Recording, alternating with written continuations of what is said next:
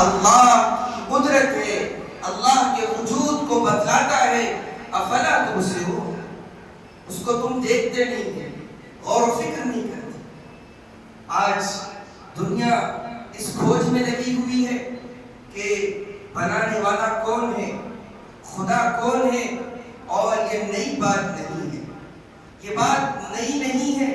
ایسا نہیں کہ آج ہی ملحدین، اللہ کے وجود کا انکار کرنے والے لوگ آج ہی پیدا ہوئے، ایسا نہیں ہے۔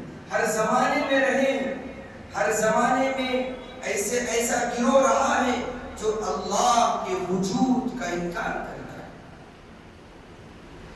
مرنے کے بعد اٹھائے جانے پر بھی یقین نہیں، بار بار مطالبے، بار بار پیغمبروں سے کہنا، اللہ سے کہیے کہ وہ آواز کرے، اللہ سے کہیے کہ وہ ہمارے سامنے آئے، اللہ سے کہیے کہ وہ ہم سے براہ راست بات کرے۔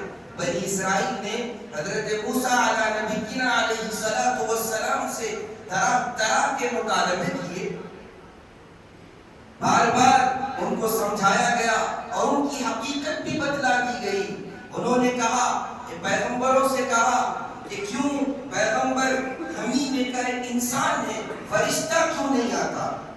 اور اگر فرشتہ ہے تو وہ فرشتہ جب بھیجا جاتا تو یہ کہتے تو یہ ہم میں سے نہیں، اور اگر فرشتے کو بھیج دیا جاتا تو کام تمام ہو جاتا۔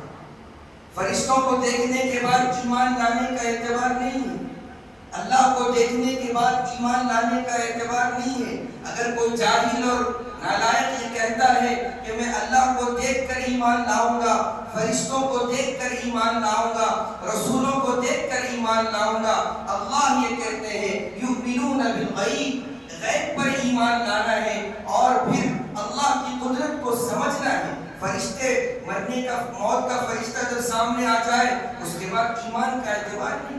فرعون کو جب ڈبو دیا گیا، وہ اپنے خالق ہونے کا دعویٰ کر رہا تھا، وہ اپنے آپ کو خدا کہہ رہا تھا، وہ اپنے آپ کو رب کہہ رہا تھا۔ اللہ نے اس کو بیچ سمندر میں ڈبویا، جب وہ ڈوب رہا تھا، سمندر اس کو اپنے اندر لے رہا تھا، اس وقت فرعون نے کہا کہ میں رب نہیں ہوں، میں رب نہیں ہوں، بنانے والا کوئی ہے، لیکن اس وقت کے ایمان کا اعتبار نہیں۔ آج اس پر ڈیبیٹس ہو رہے ہیں اور اس پر ملحد، ہم یہ سمجھتے ہیں کہ ایک آدمی جو مشہور ہے وہ ایک ملحد ہے، نہیں، ایسے کئی ملحد ہیں، محلوں کے اندر ہیں اور جان پہچان کے لوگ بھی ہیں۔ ملحد کسے کہتے ہیں؟ جو کسی خدا کو نہیں مانتا۔ اور یہ الحاد کا آغاز کیسے ہوتا ہے؟ اللہ کے وجود کا انکار انسان کیسے کرتا ہے کہ جب وہ ایسے ماحول میں رہتا ہے، جب ایسے معاشرے میں رہتا ہے، جس طریقے سے اس سے جب پوچھا گیا کہ تم اللہ کے وجود کا انکار کرتے ہو، تم خدا کو نہیں مانتے، تو تمہارے تہوار کیا ہیں؟ وہ یہ کہتا ہے عید بھی میں مناتا ہوں، میں ہولی بھی کرتا ہوں، میں جو ہے دیوالی بھی کرتا ہوں، یہ سب تہوار میں کرتا ہوں۔ یعنی نفس پرستی ہے، انا پرستی ہے، کوئی حدود ان کے لیے نہیں ہے، اس لیے وہ یہ چاہتے ہیں کہ اللہ کے وجود کا انکار کریں۔ تو محترم و معزز سامعین، وجود باری تعالی، اللہ کے وجود کو سمجھنا، اللہ نے فرمایا کہ وَلَهُ مَا فِي السَّمَاوَاتِ وَمَا فِي الْأَرْضِ، اسی کے لیے ہے جو کچھ آسمانوں میں ہے اور جو کچھ زمین میں ہے، وہ اللہ ہی کے ہے، وہ اللہ ہی اس کے مالک ہے۔ اللہ کے نبی علیہ السلام سے اللہ نے کہا قُلْ لَهُ، ان سے کہیے مَا فِي السَّمَاوَاتِ وَمَا فِي الْأَرْضِ، جو کچھ آسمانوں میں ہے اور جو کچھ زمین میں ہے وہ اللہ کا ہے۔ اگر وہ یہ نہ کہے قُلْ لِلَّهِ، تو تم کہنا کہ یہ اللہ کا ہے۔